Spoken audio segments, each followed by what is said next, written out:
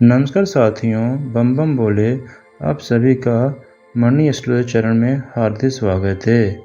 साथियों, आज हम बात करेंगे शिव पुराण की पार्वती खंड की। जैसा कि आप सब जानते हैं, सावन का महीना चल रहा है। सावन के माह में शिव पुराण को श्रवण और पढ़ने से बहुत अधिक फल मिलता है। इसलिए हम सभी को चाहिए अपने घर या मंदिर में जाकर शिव पुराण को श्रवण किया जाए या फिर पढ़ा जाए। चलिए साथियों, हम शुरू करते हैं शिव पुराण की कथा को। साथियों, एक बार नारद जी ने ब्रह्मा जी से पूछा कि पिता के यज्ञ में अपने शरीर का परित्याग कर दक्ष कन्या जगदम्बा सती देवी किस प्रकार गिरिराज हिमालय की पुत्री हुई। किस प्रकार सती देवी ने तपस्या कर पुण्य शिव जी को अपने पति रूप में प्राप्त किया। यह मेरा प्रश्न है, कृपया आप इसे बताइए।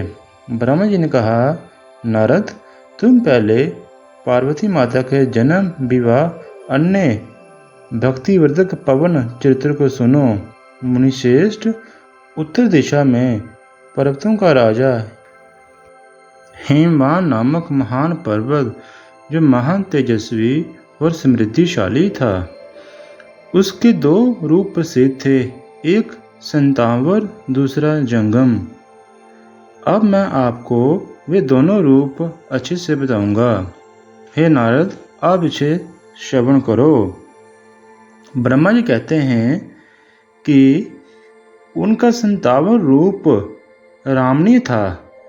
वह रत्नों का खान था और पूर्व तथा पश्चिम समुद्र के भीतर प्रवेश कर इस तरह खड़ा था मानो भूमंडल को नापने के लिए कोई मानदंड हो।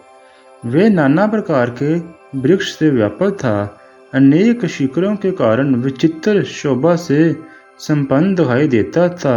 सिंह, बड़े बड़े पशु सदा सुखपूर्वक उनका सेवन करते थे। हेमवान तो अधिक विशाल दिखाई देता था। भांति भांति के आश्चर्यजनक दृश्यों से उनकी विचित्र शोभा होती थी। देवता, ऋषि, सिद्धि, मुनि उस पर्वत का आश्रय लेकर रहते थे। भगवान शिव को भी वह बहुत ही प्रिय था। तपस्या करने का वह संतान बहुत ही अच्छा था। सब रूप से वह अधिक पवित्र और महंतों का भी पावन करने वाला है। तपस्या में अधिक शीघ्र सिद्धि प्रदान कराता था। अनेक प्रकार के धातुओं की खान और शुभ था। वही दिव्य शरीर धारण कर स्वर्ग सुंदर रामणीय देवताओं के रूप भी वहां स्थित थे। भगवान विष्णु का अवकृत अंश भी वही था, इसलिए वहां शैलराज साधु संतों का अधिक डेरा रहता था। उन्हें वे अधिक प्रिय थे। एक समय गिरिवर हेमवान अपनी कुल परंपरा की स्थिति और धर्म की वृद्धि के लिए देवताओं तथा पितरों का हित करने की अभिलाषा से अपना विवाह करने की इच्छा की। मुनीश्वर, उस अवसर पर संपूर्ण देवता अपने स्वार्थ का विचार कर दिव्य पितरों के पास जाकर उनसे प्रशंसापूर्वक बोले। देवताओं ने कहा, पितरों, अब आप लोग प्रसन्न होकर हमारी बात सुने और यदि देवताओं का कार्य सिद्ध करना है तो आपको भी अभीष्ट शीघ्र ही वैसा करें जैसा हम बोलते हैं। देवताओं ने कहा, आपकी ज्येष्ठ पुत्री जो मैना नाम से प्रसिद्ध है, वे मंगल रूपनी है। उसका विवाह आप लोग अधिक प्रशंसा पूर्वक हेमवान पर्वत से कर दें। ऐसा करने पर आप सब लोगों का स्वार्थ तथा महालोभ होगा। देवताओं का दुख का निवारण भी दूर होगा। देवताओं की यह बात सुनकर पितरों ने परंपरा प्रचार कर स्वीकृति दे दी और अपनी पुत्री मैना को विधि पूर्वक हिमालय के हाथ में दे दिया।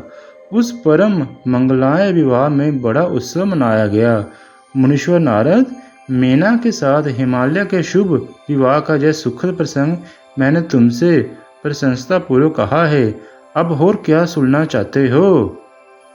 नारद जी ने पूछा, हे ब्रह्मा, अब आप आदरपूर्वक मेरे सामने मीना जी की उपपत्ति का वर्णन कीजिए।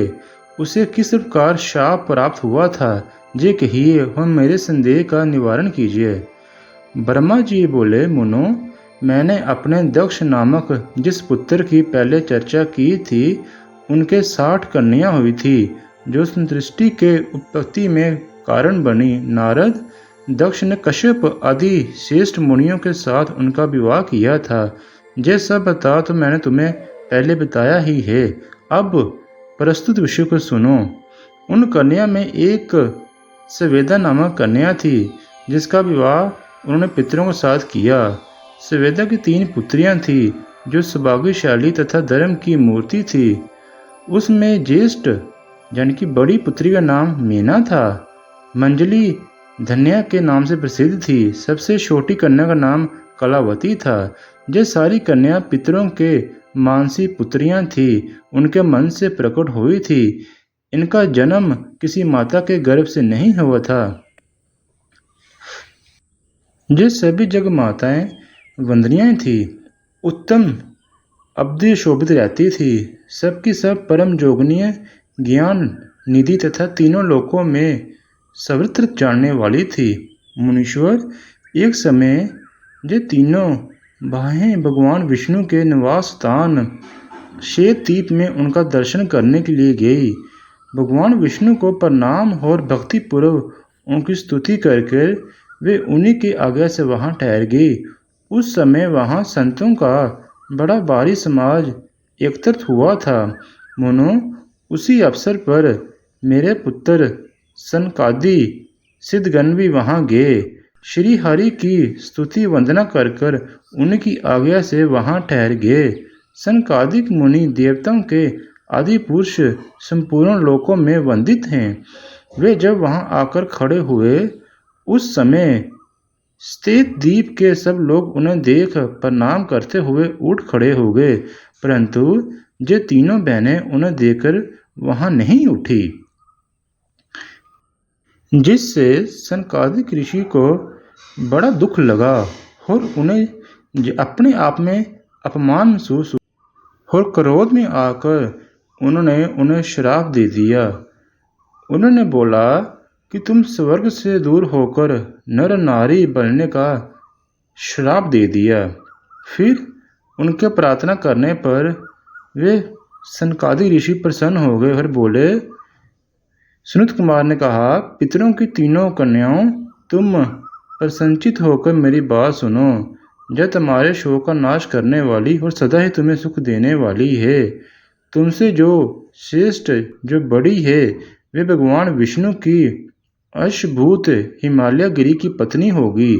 उससे जो कन्या होगी, वह पार्वती के नाम से दिखात होगी। पितरों की दूसरी प्रिय कन्या जोगनी धन्या राजा जनक की पत्नी होगी। उसकी कन्या के रूप में महालक्ष्मी अवतार लेगी, जिनका नाम सीता होगा। इसी प्रकार पितरों की छोटी पुत्री कलावती द्वापर के अंतिम भाग में वृषभानु वैश्य की पत्नी होगी और उसकी प्रिय पुत्री राधा के नाम से विख्यात होगी। जोगनी मीना का मैना पार्वती जी के वरदान से अपने पति के साथ उसी शरीर से कैलाश नामक परम पद को प्राप्त हो जाएगी। धन्य तथा उनकी पति जनक कुल में उत्पन्न हुए जीव मुक्त महाजोगी राजा सिरध्वज लक्ष्मी स्वरूप सीता के प्रभाव से विकुंठ धाम में जाएंगे। वृषभानु के साथ विवाहिक मंगल कृत्य संपन्न होने के कारण जीव मुक्त जोगनी कलावती भी अपनी कन्या राधा के साथ गोकुल धाम में जाएगी, इसमें कोई संशय नहीं है। विपत्ति में पड़े बिना कहाँ किनकी महिमा प्रकट होती है। उत्तम कर्म करने वाले पुण्य आत्मा पुरुष को संकट जब टल जाता है, तब उन्हें दुर्बल सुख की प्राप्ति होती है। अब तुम लोग प्रशंसापूर्वक मेरी दूसरी बात भी सुनो, जो सदा सुख देने वाली है। मैना की पुत्री जगदम्बा पार्वती देवी आदित्य दूसरे तप कर कर भगवान शिव की प्रिय पत्नी बनेगी। धना की पुत्री सीता भगवान श्री राम जी की पत्नी होगी और लोकचार का आशय ले श्री राम जी के साथ विहार करेगी। साक्षात गोकुल धाम में निवास करने वाली राधा ही कलावती की पुत्री होगी। वे गुप्त स्नेह में बांधकर श्री कृष्ण की प्रीतम बनेंगी।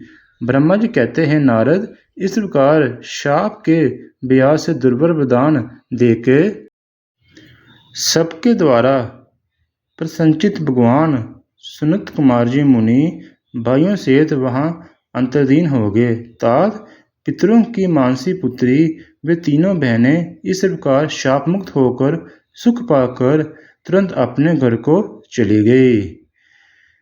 ब्रह्मा जी कहते हैं, नारद, मैंने तुम्हें आज पार्वती खंड के दोनों अध्यायों के बारे में बताया है। जो कोई भक्तजन जे अध्याय सावन माह में सुनेंगे, उनकी हर एक मनोकामना माता पार्वती और भगवान शिव पूर्ण करेंगे। इसलिए साथियों, हम सभी को चाहिए कि अधिक से अधिक हम भगवान शिव का सिमरन और भजन करें। चलिए साथियों, अंत में अब हम गौरी मंत्र का उच्चारण करेंगे। कर्पूर गौरम करुणावतारम संसार सारम भुजगेन्द्रहारम सदा वसन्ते हृदय विन्दे भवम भवानी सहत नमामि। चलिए साथियों, बम बम बोले, भगवान आप सभी का कल्याण करे।